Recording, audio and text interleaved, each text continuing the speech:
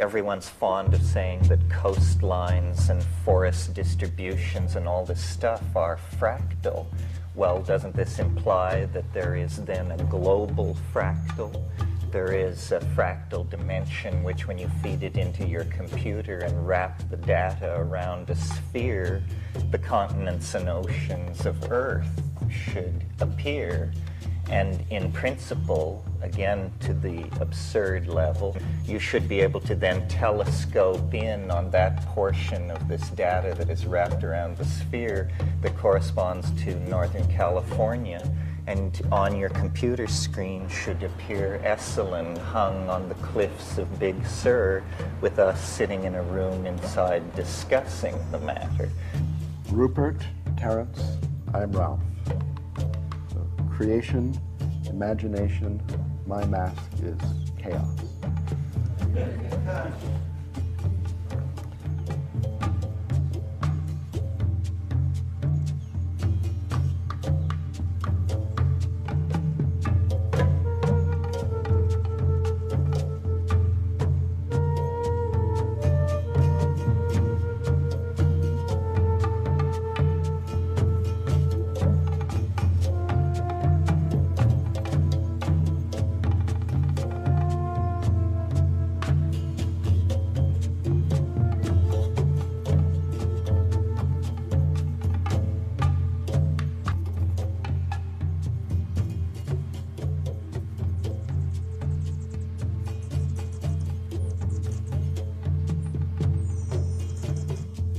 In my early LSD experiences, I seemed to see motifs and structures that gave me an interest in Tibetan Buddhism.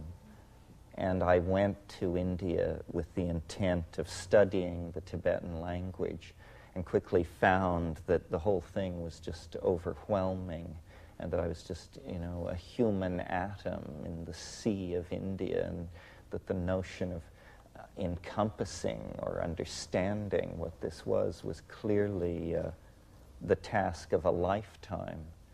And several times in my life I have acted out this sort of ricocheting relationship between the humanities and the sciences, at times losing myself in the study of certain schools of poetry or literature or painting, and then at other times spending years reading philosophy of science and epistemic basis of physics and this sort of thing, always trying to get a resolution on the content of my experience, my lived experience, which included the psychedelic experience, which for me from very early on was this kind of tremendous mystery or conundrum which was set down in the middle of my being.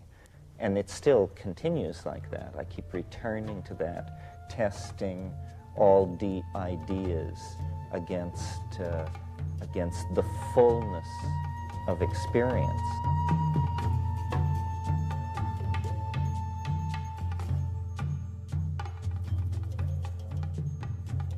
The main difference between our world and the world that science tells us we're living in is that science denies the quirky, freaky, cosmic giggle, high-plottedness, completely improbable, totally quirky humor that binds everything together and that makes it something other than an engine in which atoms blindly run, in Whitehead's phrase. Schrödinger brilliantly anticipated the discovery of DNA, and then Joseph Needham and L.L. White, and, Eric Jantsch should be mentioned, actually, as a precursor of us all, I think. I mean, Eric Jantsch was a great pioneer, a great soul, and he saw very deeply into whole systems, as did Ilya Prigozhin, the Belgian thermodynamicist. And I think a lot of all of what we're doing comes out of that. What Prigozhin showed that just brought down the house was that there could be perturbations of physical systems that were unpredictable and that would cause the whole system to actually move to a more ordered state than the initial state. And this perturbation to higher states of order looks suspiciously like a violation of the supposedly inviolate second law of thermodynamics. So that looks, you know, like a doorway into an energetic hyperspace.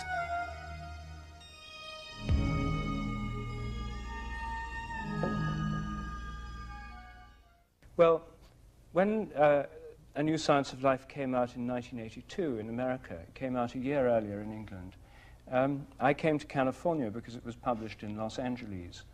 I found myself here at Esalen. I found an extraordinary new range of things going on I hadn't known about.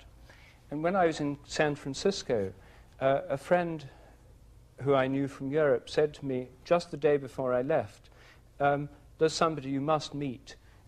He's called Terence McKenna. I didn't know much about Terence, so I went up there, and in this large 1956 Buick, we headed off into the woods in Sonoma County, where Terence lives. And there I met both Terence and Ralph, who was there for the day.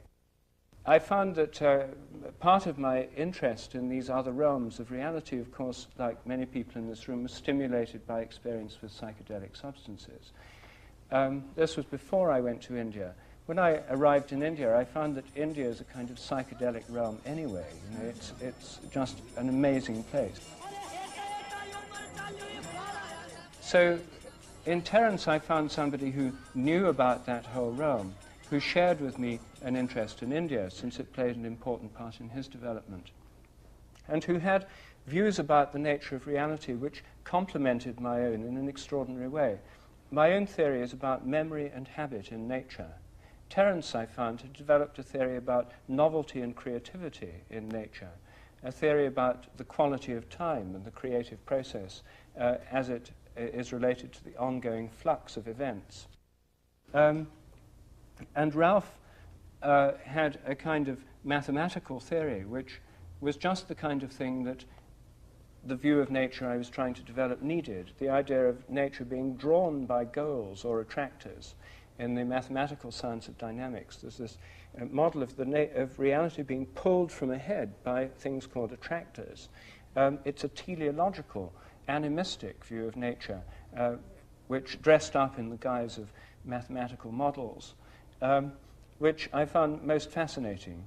And so for me, the meeting with Ralph and Terence was a step further towards seeing how one could begin to dream of a world in which nature was seen as alive, in which the imagination permeated all reality, in which animals and plants are seen as part of the living texture, the living components, the cells in the life of Gaia, and Gaia in the life of the cosmos as a whole. In fact, a view of the world as alive, which recalls in some respects the old cosmologies of the ancient world, where the cosmos was seen as a living organism, where they thought of the whole cosmos as having a soul, the soul of the world, the anima mundi. So I was brought up in a field of music, but I was attracted to mathematics early. And when I was 14, I played in the State Symphony. After that, I started in mathematics, and I became a professor at Berkeley when I was 23. I had an easy way in mathematics, and the way the system works, the carpet is unrolled in front of you. You know, you have a few choices, but basically before you even know what's happening, the carpet is unrolled, and you're down the runnel into whatever you can do that's useful to the system. In this process, I lost nature, but there was a great gain because I love it out there. I love to be off the planet. I always did, and to this day I spend very little time on planet Earth. So it went on in this way, and by 1967 I was a professor at Princeton. I had written 3 books on mathematics that you need a microscope to read. And I had been studying for a long while chaos, but we didn't call it chaos then, and we didn't see in it any role in the natural world or in social transformation or in the evolution of consciousness, because we didn't think about anything out there. So one day after my 3rd book was done and I was exhausted, and I looked up and all the students were out in the courtyard demonstrating about the Vietnam War and to open the university to women students and so on. I said, what exactly is going on? Here, they said, take this.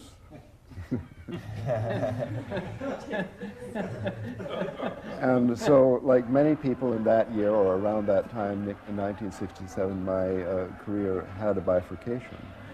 So I went off the track with psychedelics, with meditation, but especially with searching, with trying everything, and eventually I was living in a cave in the Himalayas.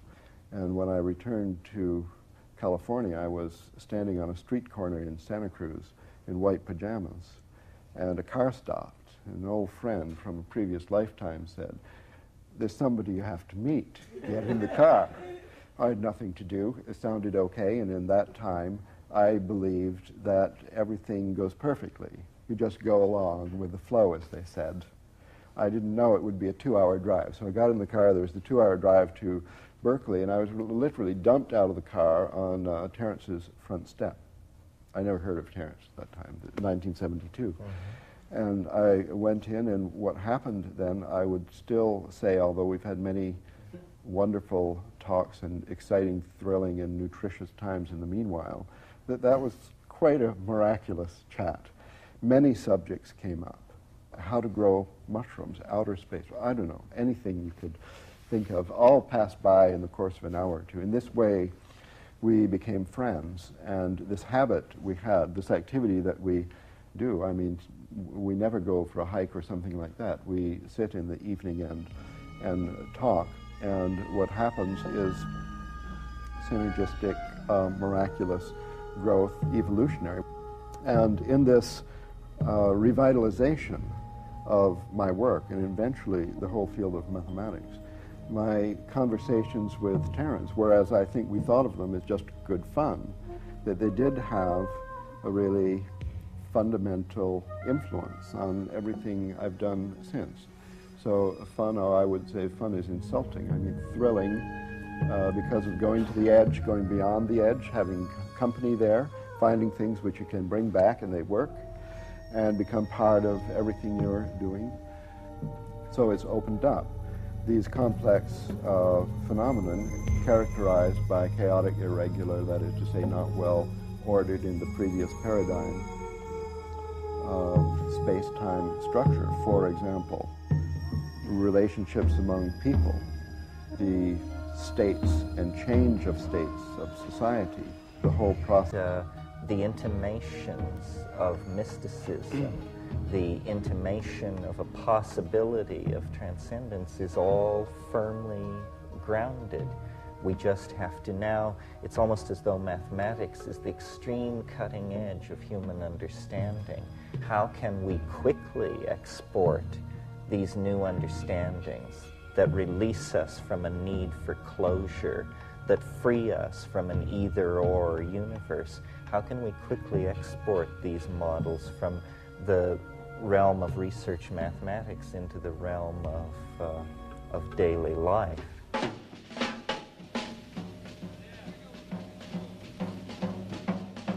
I really see it as politics, almost at the viral level, that we are trying to create new languages and new concepts, and not only create them, but teach them to you, and we ourselves repeat them over and over again, and you feed back into this, and then we refine the mean, and then a mean is like a gene. It can be replicated, and we have not seen language as the playing field of the creation of the new paradigm, but that's really where it is. We can transform ourselves no more quickly than we transform our language. And The way we transform our language is by really pushing on the envelope of the act of communication. You know, the caterpillar in Alice in Wonderland says, "Say what you mean and mean what you say." I do. I'm a biologist by background. I studied biology because I was interested in animals and plants. And when I was studying it at Cambridge, I began to have terrible doubts about what I was doing, because everything that really interested me about animals and plants somehow vanished when I got into the biochemistry laboratories. I was majoring in biochemistry, and I did a PhD in biochemistry there. But there's a curious thing about biochemistry. You're doing biochemistry to study the molecular basis of life. Yet the very first thing you do in the laboratory is kill whatever you're studying, grind it up, extract the enzymes, and then in a test tube study the properties of some of these molecules extracted from this killed organism. And it began to occur to me that perhaps this wasn't the best way to understand life. But I didn't quite know what to do about it, because everybody else thought it was definitely was the best way to study life, and in fact there was no other valid way. So this set me thinking, and I began to see that the science of biology could be reformed, that this idea that living organisms are truly alive rather than being just machines. That's the official doctrine. The mechanistic theory says living organisms are just complicated machines. Believe it or not, still the official doctrine of academic biology and academic medicine. These ideas went on developing. I then saw how I could bring them all together in a synthesis and into a new way of seeing how biology could be done. And I wrote a book while still in India called A New Science of Life. In it, the basic idea I'm suggesting is that there's a kind of inherent memory in all kinds of animals and plants. Each species has its own collective memory. So each member of the species draws on this collective memory and in turn contributes to it. The instincts of animals, for example, the behavior of cuckoos, the spinning of webs by spiders, are like a memory, a habit of the species. This inheritance takes place by the process I call morphic resonance, by a kind of invisible, intangible memory, a kind of resonance between present and past organisms of the same kind. The same theory helps explain how our own memory works, by a resonance between our own past and our present states. It leads to the idea that our memories aren't stored in our brains, but that we're tuning into them by this process of morphic resonance. Rupert's notions revision causality. That means induct you into an entirely new way in which things happen. And this is, after all, where we're all spending a lot of our time.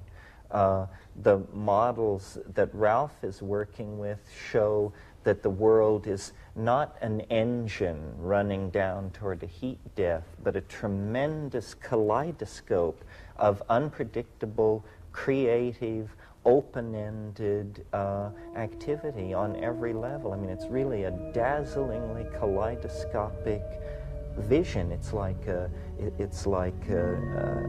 Sufi hierophany or something, but we're seeing it on the screens of computer simulations of this mathematical domain that is also the neural domain, that is also the social domain, that is also the ecoplanetary domain.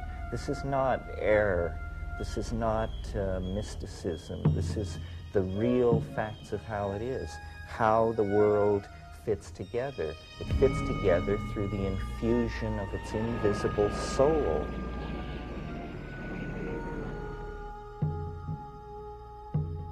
If nature is evolutionary, if all of nature is evolving, what about the eternal laws of nature, which scientists have taken for granted for so many centuries, concepts going right back to Pythagoras and the ancient Greeks?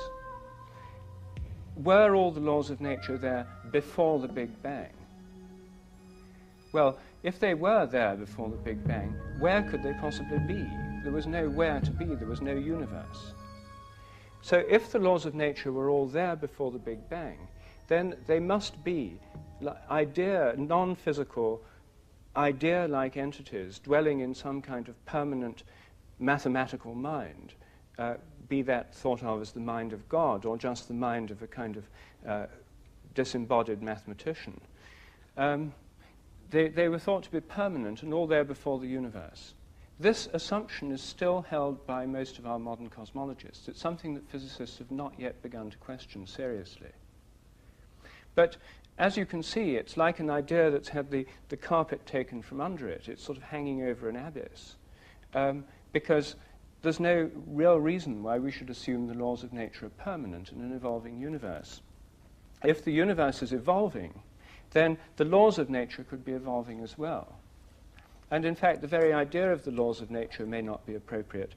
It may be better to think of the habits of nature evolving. The Big Bang is like the cracking of the cosmic egg. That's its mythological correlate, the notion of the ancient mythological idea of the cosmos beginning through the hatching or the cracking of an egg, followed by the growth of the organism that comes out. It's an embryological metaphor. And we now have a kind of developmental model of the whole universe. It's like a developing organism. It's not like a machine at all anymore. The universe is a growing, developing organism, which is differentiating within itself, forming new forms and patterns, an evolutionary process that on Earth has given rise to all the forms of animal and plant life, all the different kinds of microbes, to ourselves, and to the many and varied forms of human culture.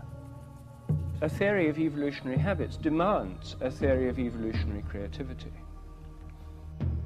How can we understand the creativity that's given rise to new ideas, to Beethoven's symphonies, to theories in science, to new works of art, to new forms of culture, to instincts in birds and animals, to the forms of flowers and plants and leaves, to the many kinds of rocks and crystals, and to all the forms of galactic and stellar and planetary organization? What kind of creativity could underlie all those processes? One is the materialist view that says the whole thing is entirely due to blind chance, that there's nothing but a kind of darkness of blind material processes going on, and then by blind chance, new things happen. The other model for understanding creativity, I think, is provided by our own imaginations. Our imaginations are not full of fixed Platonic ideas, which are always the same, like Platonic minds. They're ongoing, changing, dynamical processes with a kind of creative richness that always surprises us. So the question is, if nature is alive rather than dead, if the universe, if the Earth have a kind of mind or soul of their own, if living organisms are in some sense mind-like, or if there's a mind-like process at work in nature, then how does it express its creativity? And so then the question is, could this creativity in nature be a product of the imagination of Gaia, of the Gaian mind? Could it be a product of the cosmic imagination? Could there be a kind of imagination working in nature which is similar to our own imaginations? Could our own imaginations be just one conscious aspect of an imagination working through the whole natural world, perhaps unconsciously as it works underneath the surface of our dreams, perhaps sometimes consciously? And could this ongoing imagination be the basis of evolutionary creativity in nature, just as it is in the human realm? Center on down. Hello, Houston. Suite 16 has arrived.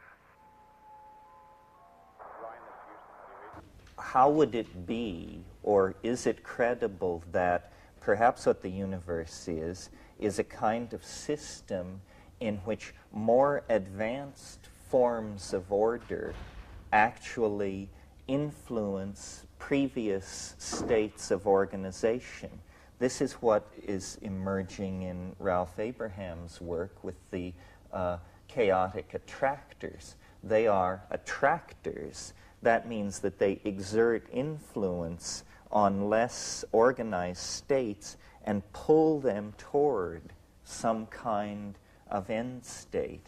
And for me, the key to unlocking what is going on with history, creativity, progressive process of all sorts is to place the state of completion at the end, but to see it as a kind of higher dimensional object which casts an enormous and flickering shadow over the lower dimensions of organization, of which this universe is one.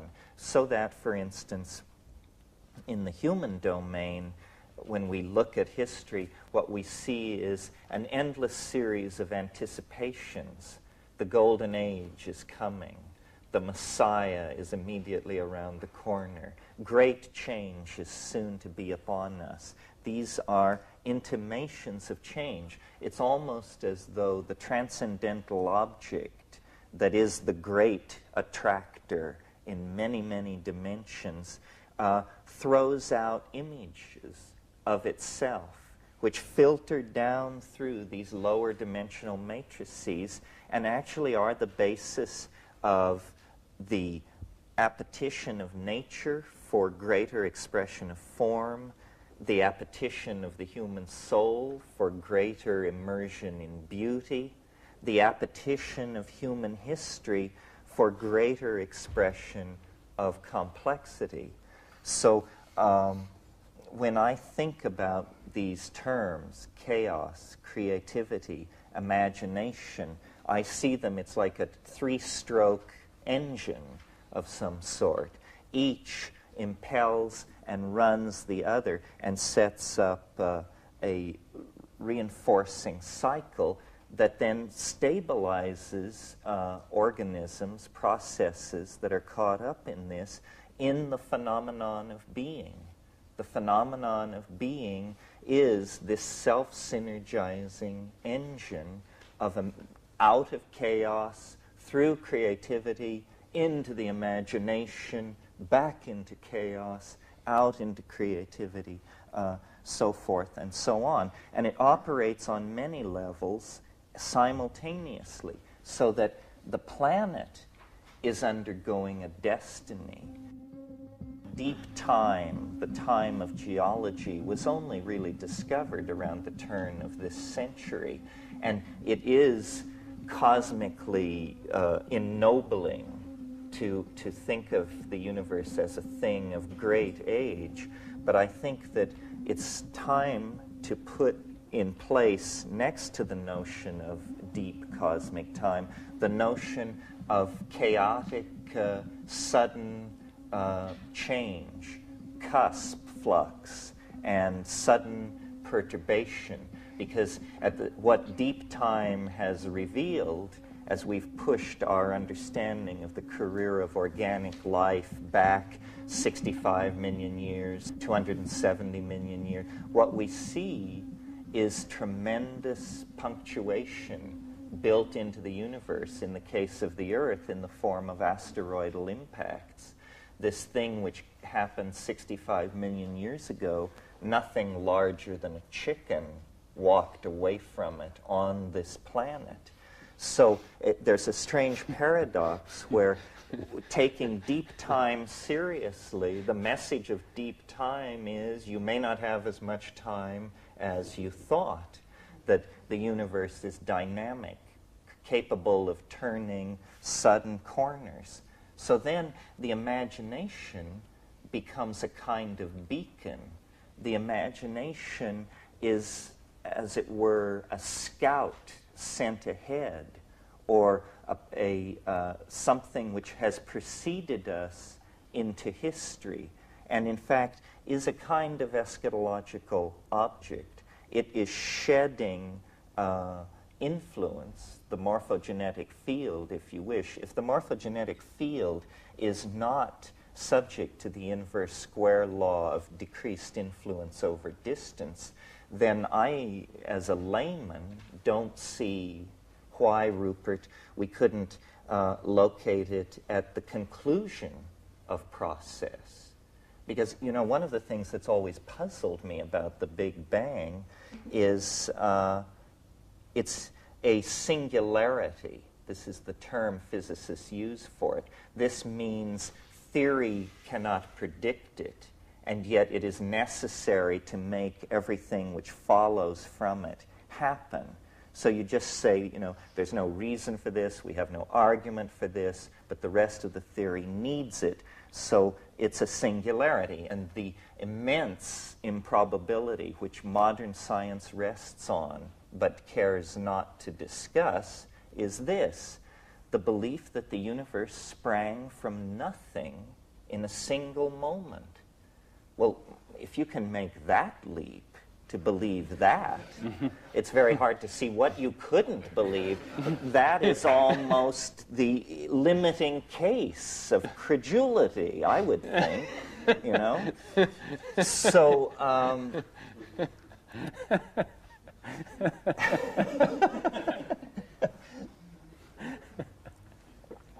so in order to save the phenomenon, I would propose a different idea that and I think it is eminently reasonable, and it is that as the complexity of a system increases, so too does the likelihood of its generating a singularity or an unpredictable perturbation.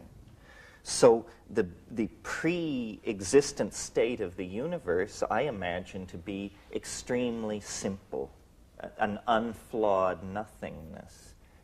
In other words, the least likely situation in which you would expect a singularity to emerge. But now let's look at the other end of the historical continuum of the history of the universe.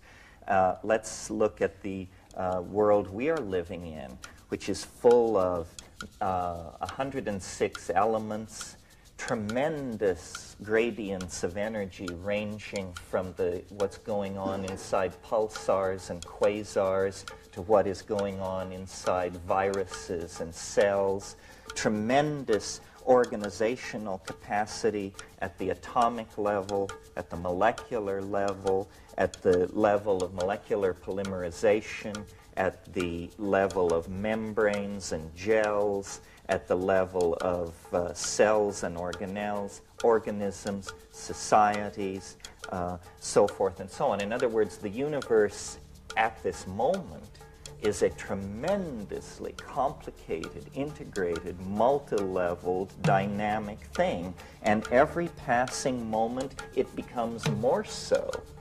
This is what evolution, history, compression of time, what all these things are attempting to indicate, is the increasing complexity of reality. If a singularity is necessary to explain this universe, that singularity must emerge rather near the end of the complexification process, rather than its beginning. You see, we simply have to reverse our preconceptions about the flow of cause and effect, and then we get a great attractor that pulls all organization and structure toward itself over several billion years. And as the objects of its attraction grow closer to its proximity, they somehow interpenetrate. They set up standing wave patterns of interference. New properties become emergent, and the entire thing complexifies. Well, to my mind, this is the divine imagination. This is what Blake called it. This is the only way I can conceive of it. Time is the theater of God's becoming, but it's also, from the point of view of a higher dimensional manifold, a kind of fait accompli.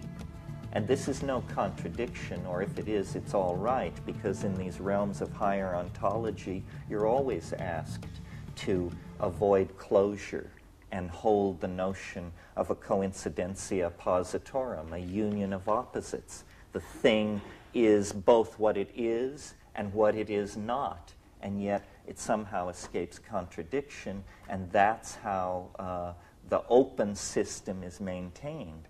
That's how the miracle of life is possible. So I sort of think of the divine imagination as the class of all things both possible and beautiful. It's a kind of reverse Platonism. The attractor is at the bottom of a very deep pit into which all phenomena is cascading. What is taught in modern universities these days is that these tracks in the snow are going nowhere. The technical term is trendlessly fluctuating. And we're told that history is this kind of process. It's trendlessly fluctuating. It goes here, it goes there.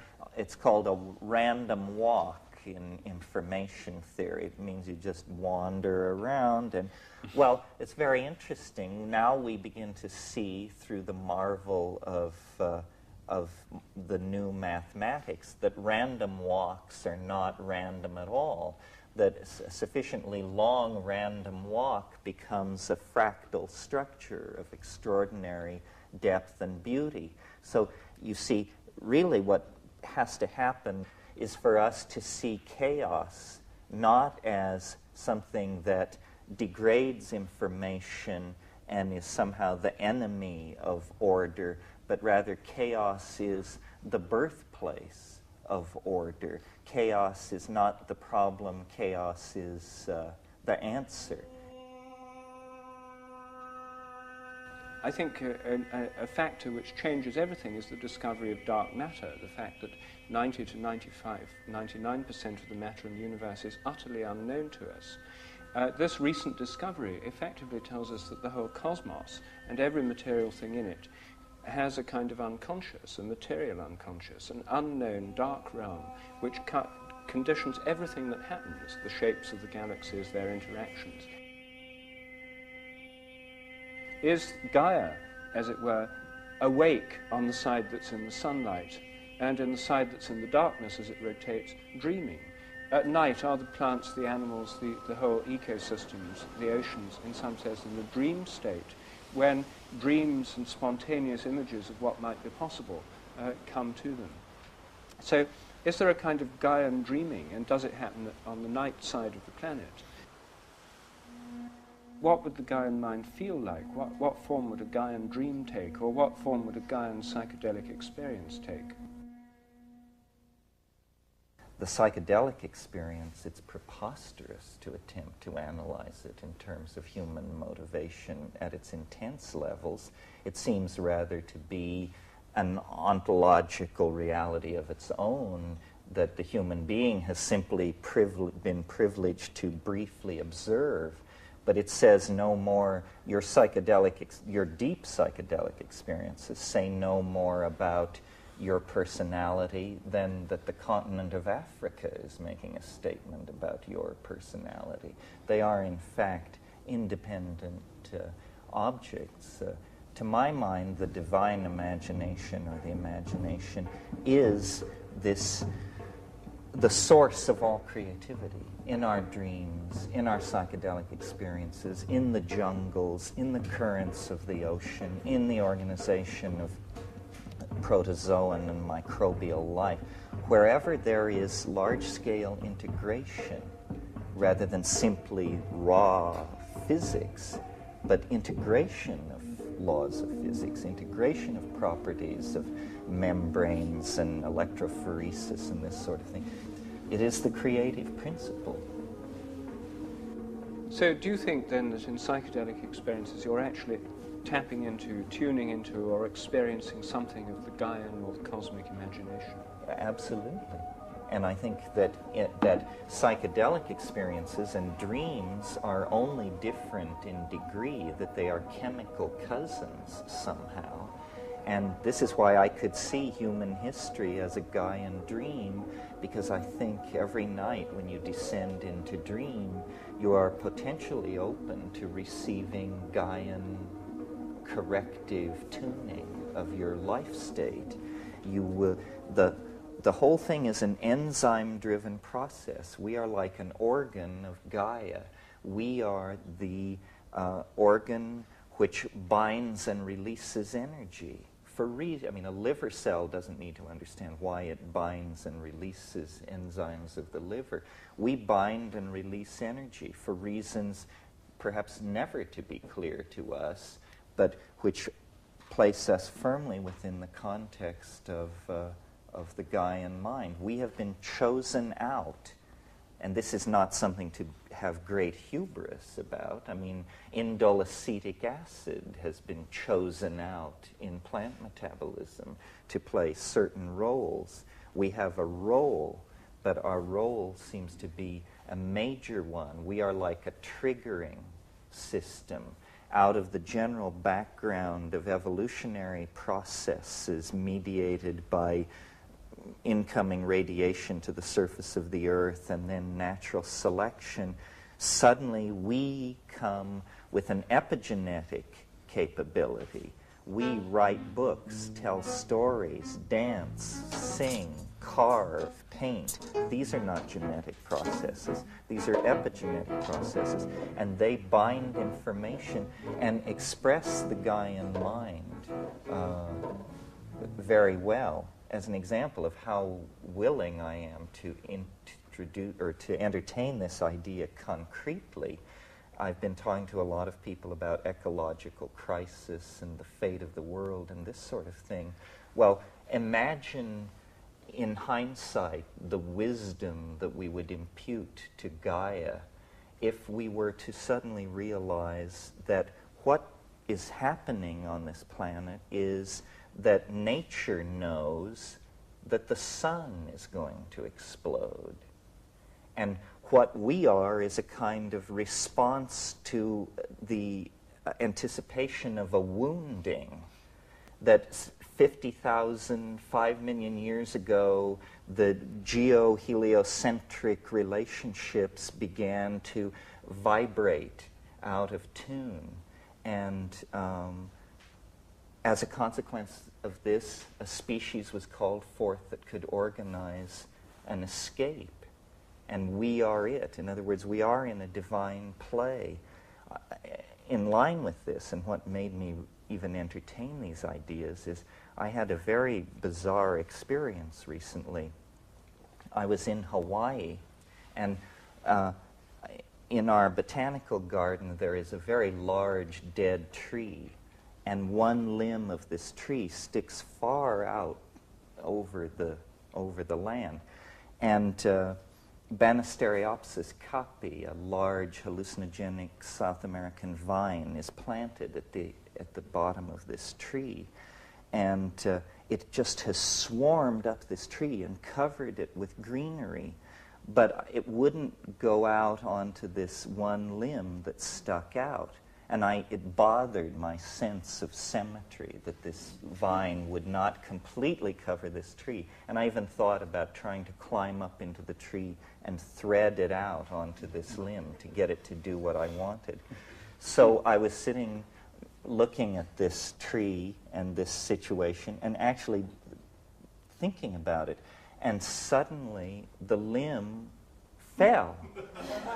It broke off. And then I thought, the vine sensed that it was unstable.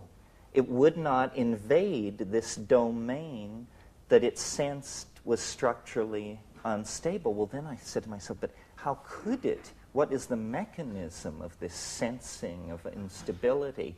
And a friend of mine said, well, perhaps the wind impacts on weakened wood differently than on unrotted wood, and perhaps rhythms in the tree tell it to stay away from him. And then I realized if one plant has that kind of sensitivity to the entering into a domain of danger, what must the ecosystem of this planet be doing in reaction to what we are doing to the planet? So I see, the reason this relates to the imagination is because I see ourselves in communication with the imagination. It is sending images back into the past to try and direct us away from areas of instability. It really is the Gaian mind is a real mind, its messages are real messages, and our task through discipline, psychedelics, attention to detail, whatever we have going, is to try and extract this message and eliminate ourselves from the message so that we then can see the face of the other. And this is the field of chaos. For a certain setting of the parameter, form will emerge out of the field of chaos. And where this happens reliably, we've explored the ocean all over and we found a few favorite regions. And they're called the Apache Rift, the Calico Mountain, and the Scroll Reef. So the submarine is dragging along at 1,000 iterations depth in the ocean of chaos. Comes across these regular patterns.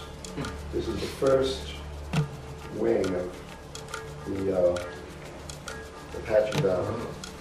This is Apache Valley. So, I think so.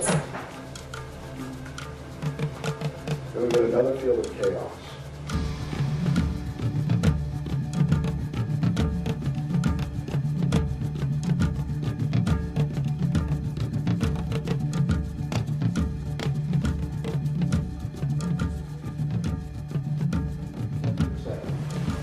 This is Calico Mountain. See, these are just snapshots of different starting positions, if you like. Later on, we drill a deep hole in this area and all the other interesting areas. Why does it have this quaternary structure? That is the question. This is a scroll reef. Now, it's a little presumptuous to call this chaos theory because, as a matter of fact, there is no theory. We're in the exploration phase now, and this is experimental mathematics that we are doing with supercomputers. This video was made out of these simplest possible dynamical systems called the logistic equation. And it just produces a series. It's very similar to a dripping faucet. So you could just as well imagine that we have 16,000 dripping faucets in an array of 128 by 128. And the time between drops is represented as a color on the screen. Now, do you think that if you had 16,000 dripping faucets, you could get out of them a pattern like Calico Mountain? It relates to waterfalls, for example, when the spray comes off the waterfall. And here's another example of a chaotic system. Could you write some equations and obtain a computer program that simulated the spray from a waterfall? I doubt it. And from this totally chaotic data, viewed in this particular way, which is called chaoscopy, you get these points in the planes that if the data was really random, the dots would be all over the plane. Instead, they lie on a curve, a smooth curve. And that is called the chaotic attractor. Well, it happens. I mean, there's a lot of theory behind this, enough to suggest that it's not some kind of artifact. No matter what kind of artifact it is, it's an interesting artifact. And I guess I'd like to call this a mathematical law. It has to do with the emergence of form from a field of chaos. We don't know what else to call it. It's not a mathematical law that was known to Pythagoras. And I don't know if it was always there since the beginning of time, long before the Big Bang, or if it just emerged into the evolving field of the Gaian mind through the fact that computers make it visible. I mean, I don't know, but the theory can tell you certain transformations you'll expect and others not. For example, Terence had pointed to the punctual aspect of evolution, that many transformations are saltatory, they are catastrophic, they are abrupt.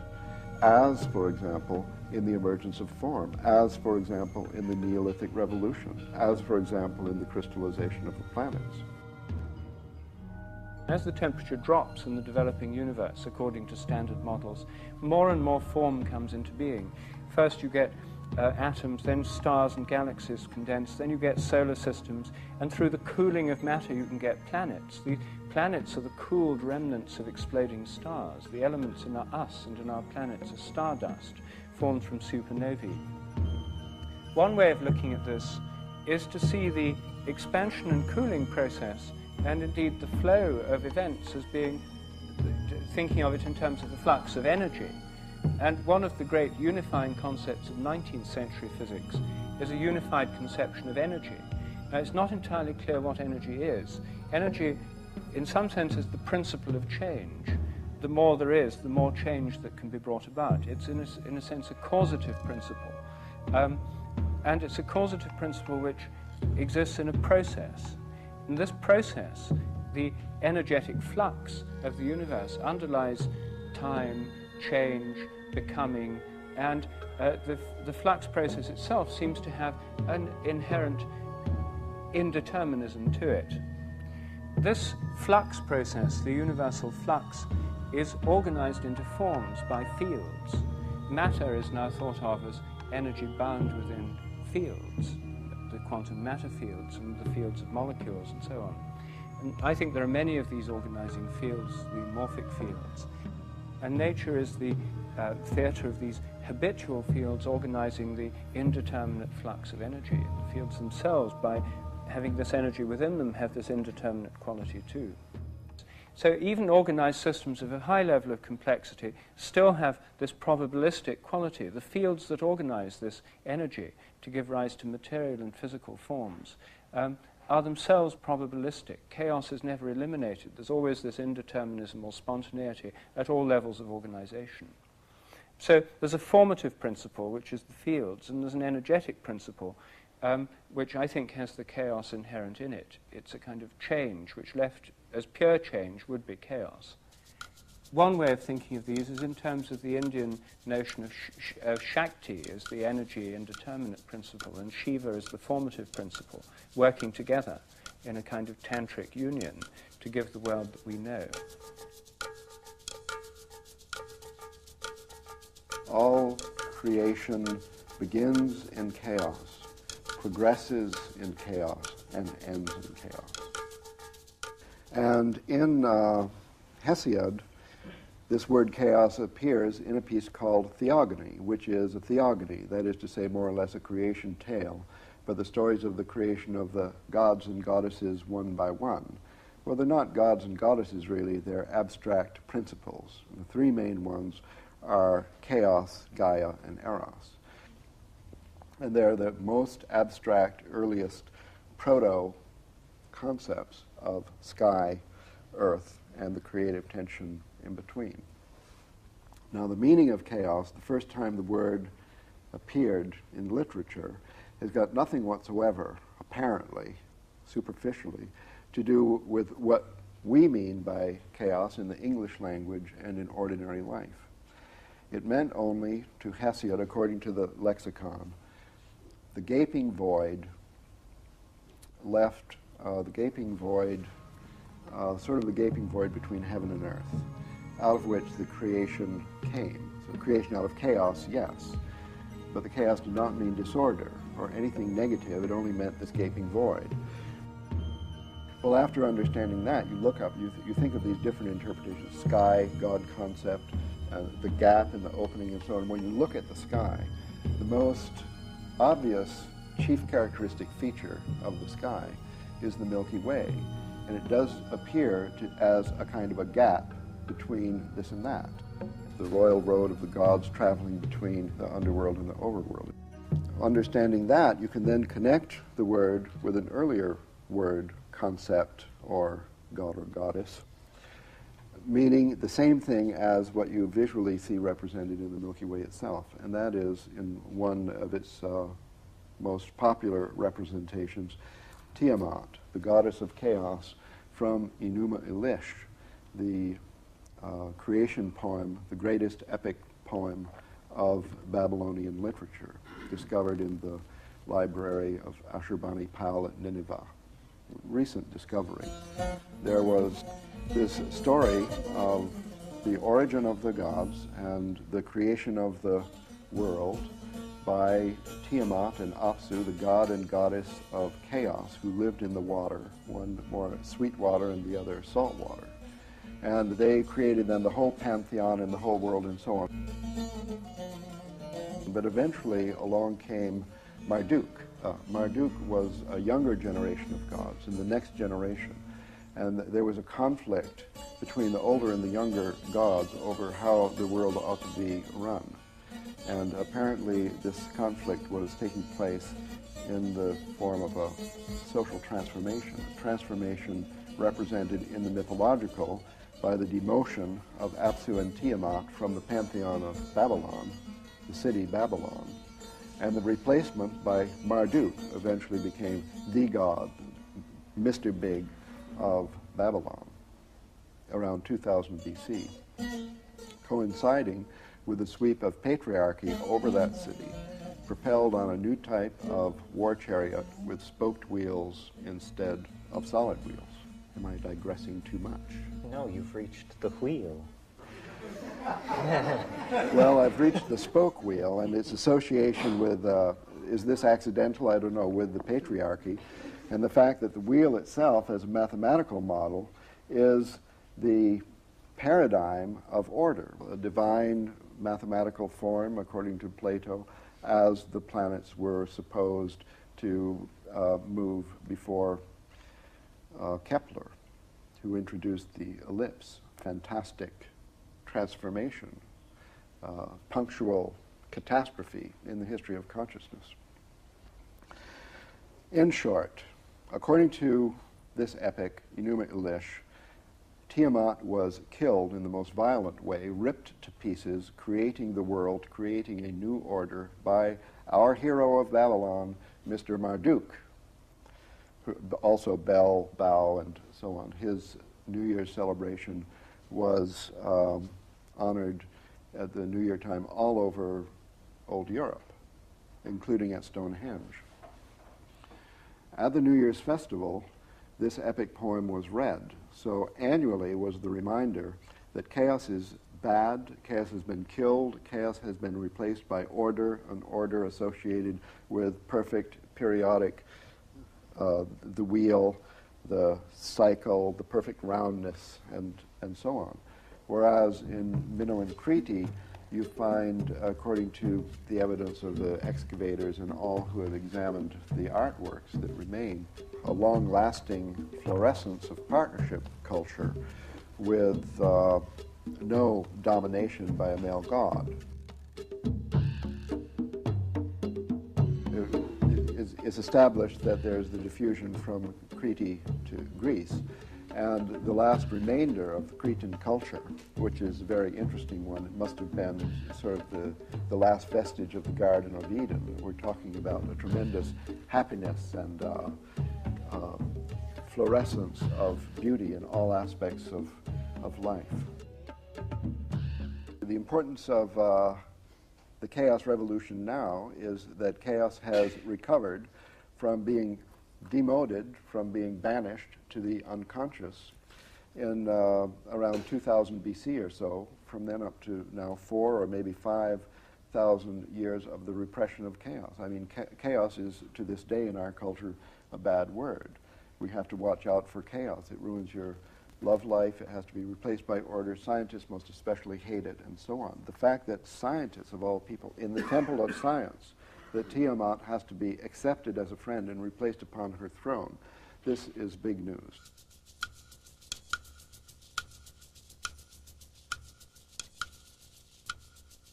I believe that the importance of the psychedelics is primary here, and that it doesn't simply have to do with the fact that they synergize cognition, which they do, and the synthetics as well as the natural ones. But it's deeper than that.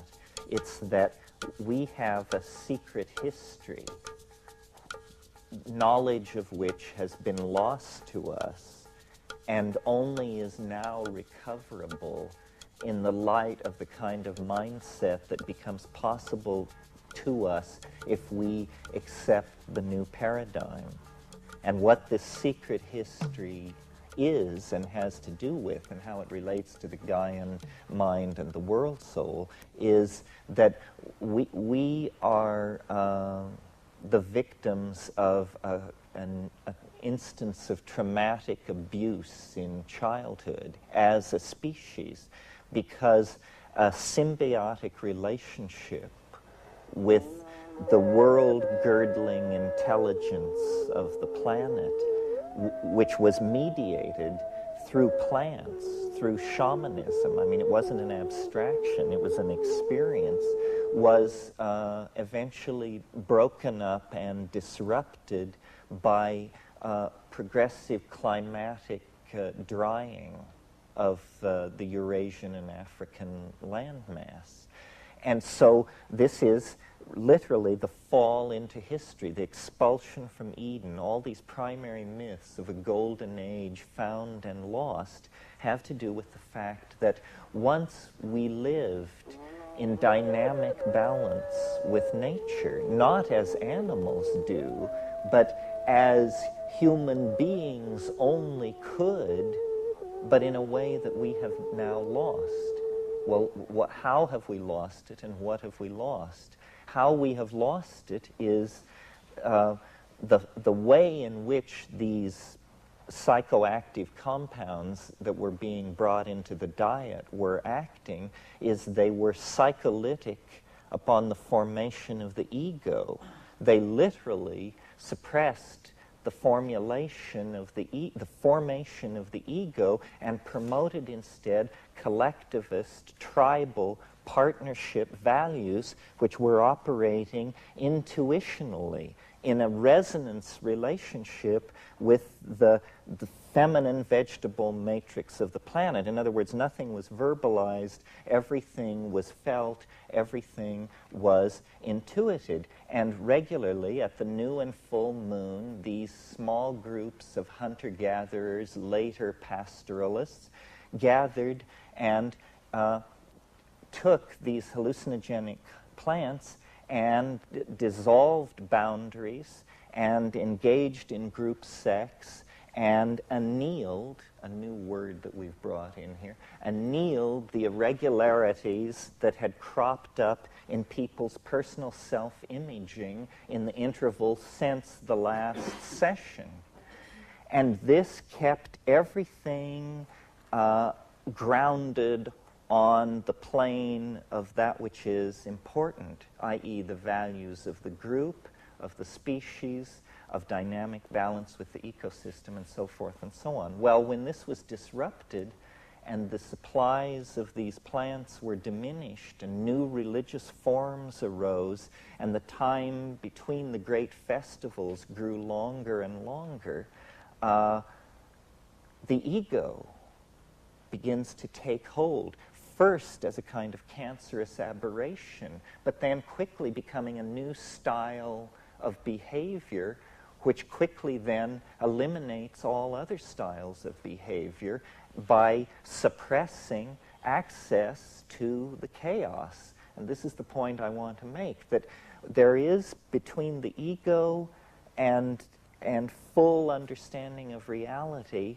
a barrier, a problem, the fear of the ego to surrender to the fact of chaos. Chaos is what we have lost touch with. This is why it has been given a bad name, because it is feared by the dominant archetype of our world, which is the ego, which clenches because its existence is defined in terms of control. And the furious modeling process, and this will now sound like a knock on modeling, the furious modeling process that the ego endlessly carries out is an effort to fight the absence of closure. The ego wants closure. It wants a complete explanation. The beginning of wisdom, I believe, is the ability to accept an inherent messiness in your explanation of what's going on, because nowhere is it writ that human minds should be able to give a full accounting of creation in all dimensions and on all levels. You know, Wittgenstein had this idea that philosophy should be what he called true enough.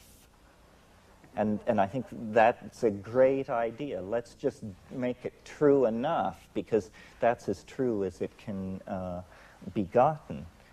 Well, so the imagination is chaos. New forms are fetched out of this chaos. For me, the creative act is the letting down of the net of human imagination into the ocean of chaos on which we are suspended, and the attempt to bring out of it ideas, to bring out of it, sometimes, and this is my model for the psychedelic experience, that it is the night sea journey, that it is the lone fisherman on a tropical sea with his nets, and you let these nets down, and sometimes something tears through them that leaves them in shreds, and you just row for shore and put your head under your bed and pray. And at other times, what slips through are the minutiae, the minnows of this ichthyological metaphor of idea chasing. But sometimes, you actually can bring home something that is food for the human community, that we can sustain ourselves on and go forward. So we haven't talked that much about art and aesthetics, but I think in the human world, the appetition is for beauty, to my mind, and this is another place where the Platonism shines radiantly through, because Plato held that the good was the true and that both were the beautiful. And this is a very quaint idea from the point of view of modern philosophy, but I think, it's in the bones when you actually connect yourself up to the planet. That's why chaos is capable of being the tremendous repository of ordered beauty that it is, because there is no chaos in the old definition, which is to say that which by any definition or any test is found to be disordered. That is just a kind of a hell notion, a kind of hypostatization of an ultimate state of disorder. But nowhere in the world that is deployed through space and time do you encounter that. Instead, what you encounter is embedded order upon embedded order, this fractal thing. And then finally, for me, the imagination is the goal of history. I see culture as an effort to literally realize our collective dreams. And, it's on a very crude level when it's you make your mask and I make my mask and then we dance around together. And it's even at a very crude level when it's you design your shopping mall and I'll design my World Trade Center and we'll put them on the same piece of real estate. But we're coming now through media, I believe, through virtual reality and human-machine integration and this kind of thing, into a situation where the imagination is going to be something that we can share, that the path of mind through its own meanderings will become something that can be recorded and played back. We will have the possibility of living in our own past, or creating and trading realities as art. And art, as life lived in the imagination, is the great archetype which rears itself up at the end of history. Life in the imagination. The imagination is this auric field which surrounds the transcendental object at greater and greater depth as you approach the transcendental object. And as we now close distance with it, all of our cultural expression, all of our self-awareness is taking on this curiously designed quality. I mean, you must have noticed this, that the world is very heavily designed in a way that it never was before. Morphogenetic fields of great size and scope, which are international schools of architecture and design, touch whole continents. Entire cities are given certain ambiances. This is the summoning of the imagination into the human scale. It's like a god that we wish to call down and draw to earth. I mean, this is why William Blake called it the divine imagination, because it is the four-gated city. It is the flying saucer. We are on a journey to meet this great attractor, and as we close distance with it, it is more and more a multifaceted mirror of our images of beauty. So it's like an ascending learning curve that becomes asymptotic, and at that point you're face to face with a mystery, a living mystery that is within each and all of us. It's the imagination that argues for the divine spark in human beings. It's absolutely confounding if you try to get biology to produce it for you as a necessary quantity. It isn't that. It's an emanation from above. It is literally a descent of the world soul into all of us. We then become the atoms of the world soul, and our channel to it is by closing our eyes and obliterating our immediate personalized space-time locus and falling into the imagination, which is running like a river through all of us endlessly, driven by the hydraulic momentum of the cataracts of chaos, which usher into the creativity of the imagination. I mean, these river metaphors are just endlessly applicable to this.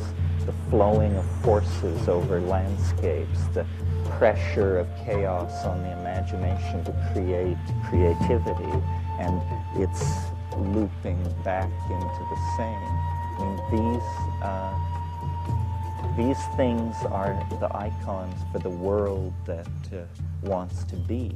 But the key is surrender and dissolution of boundaries, dissolution of the ego, and a trust in the love of the goddess, which transcends rational understanding. There will come a moment which will be an absolute leap into space, and we will simply have to have the faith that there is something waiting there, because the dominator style has left us no choice.